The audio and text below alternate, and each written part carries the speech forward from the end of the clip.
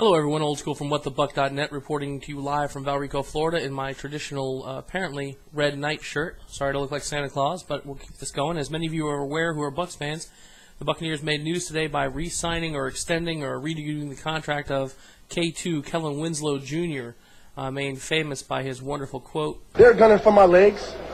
I'm going to come right back at them. Soldier. He is a soldier, ladies and gentlemen. Right now, he is a very well-paid soldier. He just signed a 6-year, $36 million contract after coming over to the Bucs in a trade with Cleveland. This after stringing together only one complete season in his time with Cleveland. The interesting part is, and this is the part that's getting a lot of notoriety on the internet, and I actually posted about this earlier in air, $20.1 million guaranteed, which is raising a lot of eyebrows when you look at the numbers there, especially for a guy who, when you look at the injuries he sustained over the time he's been in the league. His rookie season, I think it was a broken fibula. Then he comes and he does his motorcycle goofball act with the ACL tear. Then he ends up having to have a bone chip replaced or repaired to continue that healing. That right knee is put together with, I think Florio said it best, with duct tape and bubble gum. But when he's on the field, it's hard to doubt the guy's talent. The guy is truly a unique talent. He runs like a wide receiver. Jeff Jagodzinski, the offensive coordinator, Coach Morris, all the coaches on the Bucs team have said the same thing. The guy looks amazing when he's on the field. He does give you a distinct advantage in that position. If a team decides to play you in their normal set, you've got a linebacker against Winslow, which is going to be an absolute mismatch. If they go to nickel, then hopefully with the new zone blocking and Derek Ward or Scram back there, we should be able to pound him with the run. He is definitely a weapon that the Bucs are going to lean on. So the reason I wanted to bring this up with regards to the contract is the first 3 years are the interesting piece. The first 2 years, there's no signing bonus to speak of. And according to the stats that I saw on NFL.com and on Pro Athletes Weekly, 52% of NFL compensation is in the form of signing bonuses. So when you look at that, if the rest of the league cannot get signing bonuses for whatever reason, whether it's contractually difficult, their skill set doesn't match that, they still have to make up that difference because the NFL has, generally speaking, non-guaranteed contracts. So this contract, not having a front-loaded signing bonus, has the first 3 years guaranteed. Now, here's where the asterisk comes in. The first year, which is 09, is $5.17 million. The second year is $6.725 million, which definitely puts them, in the tops in the league. They're at the top of the league, actually, compared to the other players like Antonio Gates and Tony Gonzalez. The third year is where it gets interesting, right? There's $8.29, which is a back-end load on the third year of the contract, which goes all the way through to 2014. That third year is guaranteed for injury, but not guaranteed for performance. So, now, depending on whether you're a cynic or whether you're an optimist, this does give the Buccaneers a chance to part ways with Kellen Winslow in that third year and negate that part of the contract. Now, of course, we haven't seen the legal verbiage of this contract, and that's where all of the details are found.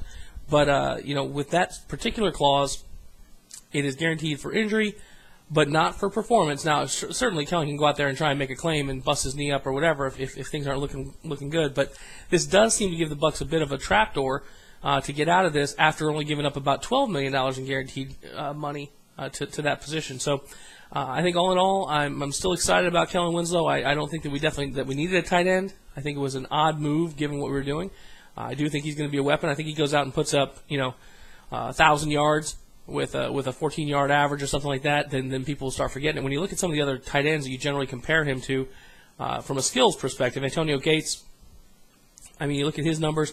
The thing about Gates that's amazing is ever since he actually got into the starting lineup, he's been in the game. He had some injuries that have been declining. He had his peak year with 11,001 yards, which is actually 5 less than Winslow had in 2007. But he's also had some big, long touchdowns, a 72-yard touchdown, a 57-yard touchdown, and he's had big numbers of touchdowns. In 2004 and 2005, he had 13 and 10, respectively. So he's got half a touchdown per game across his career when you look at that breakdown. Now, Tony Gonzalez, who's obviously had a much larger body of work since 1997 when he started no games, still pulled in 33 catches, became a starter in 1998, hit 621 yards. He's got 0.4 touchdowns per game. And I don't mean per game start, but per game. Kellen Winslow, a very different set of stats. Now, admittedly, this is a very, very small sample set. Kellen Winslow's only had 3 real seasons and only 1 full season of data, but he's at about 0.25 touchdowns per game, which is not the kind of ratio that you want to see. He's also already had 4 fumbles in his career, and Gonzalez has only had 6 over his entire span. So stats are just that. They're just pieces of data that can be useful from time to time. But one of the things we have to look at here is how important was this? Well, we've already got the guy in camp. There was a lot of talk from me and from others about, well, why the hell isn't he in the OTAs? Now I think we know he's trying to get this contract done. This was part of the move. This was probably agreed to by the Bucs in the actual transaction. Get him out there, but don't get him in a position where he can get hurt. Let's get this contract taken care of. They see him as a key weapon moving down the road. There are some questions that have been brought up by a number of people on different boards like BucsChat.com and the CaptainsDeck.net, people who support WhatTheBuc.net. Ardently, we appreciate their support. How do you think Antonio Bryant and Donald Penn feel now, seeing K2 come in here out of nowhere and getting a nice long 6-year guaranteed contract? Hey, listen, if you're Antonio Bryant, you're going to be happy you're making twice what this cat's making this year, and you've got a chance to play football still. You were out of football year before last. No one gave a crap about you. You came in here, you had a great season. You've now got a franchise tag. You're making close to $10 million. You got a chance to go out here and show people what you can do and then get your long-term deal. That's a hell of a deal, right? You may want that long-term deal. I can understand that, Antonio Bryant, but Kellen's got to play 2 years, more or less, to get what you got this year in guaranteed money. Donald Penn better just put the cheeseburgers down and get back into camp, because though I think he's a solid left tackle, it's not like he's Orlando Pace of 5 years ago. They've put a hell of a tender offer on him. I don't think anyone's going to be stupid enough to do that. He needs to get in camp, show that he can play. This offensive line is learning the new installs. If you had a chance to listen to the Jeff Jagodzinski press conference, that is what you want a coach to sound like. Now, you guys know that I'm a big fan of Raheem Morris from a coaching perspective. I think in front of the podium, he's been absolutely horrible. The guy's a walking soundbite. We had a couple of other ones from him just from his other day. We got this one. He'll keep me abreast. That's talking about Mark Dominic, keeping him abreast of the situations. They were asked what happened. What's it like to get a franchise QB? Franchise quarterbacks come along to franchises every once in a while, but you need one in order to win long term. There you go. It's insightful tidbits. But then again, then he comes back and he hits you with something like this, talking about Clifton Peanut Smith. You don't get stuff like that just from a Jag. He's a playmaker. So there's a definite difference with Raheem's approach to the podium versus Jagodzinski. Jagodzinski just sounds like an old school football coach. He's up there talking about what we're going to do. He's like, listen, we're going to have 10 runs. We're going to do them better than anybody else. 3 steps, make your decision, cut it up, cut it out. The offensive line, he happens to like quite a bit. He talks about the intelligence of the offensive line. If you're a Bucs fan and you haven't gone out to Buccaneers.com and listened to that press conference, I highly encourage you to do so. So, anyway, my notes from tonight, Kellen Winslow, 6-year deal.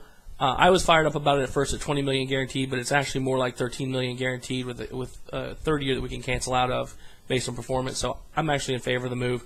I think that our other guys should shut up and be happy that one of their teammates got a good deal and try and work their backsides off and get their own good deal. And after listening to the press conference of Jeff Jagodzinski, I am stoked to hear more from this cat and see him out on the field. So that's news from Tampa. Hopefully you enjoyed it. If you get a chance to come over to the show on Thursday nights right now in the offseason at 7 o'clock at www.whatthebuc.net, you can participate with us and talk about the Bucs and other football news around the league. During the regular season, we'll be on Mondays and Thursday nights. If you get a chance also, if you could just rate this video, I would appreciate it. Thanks so much, and we will see you later.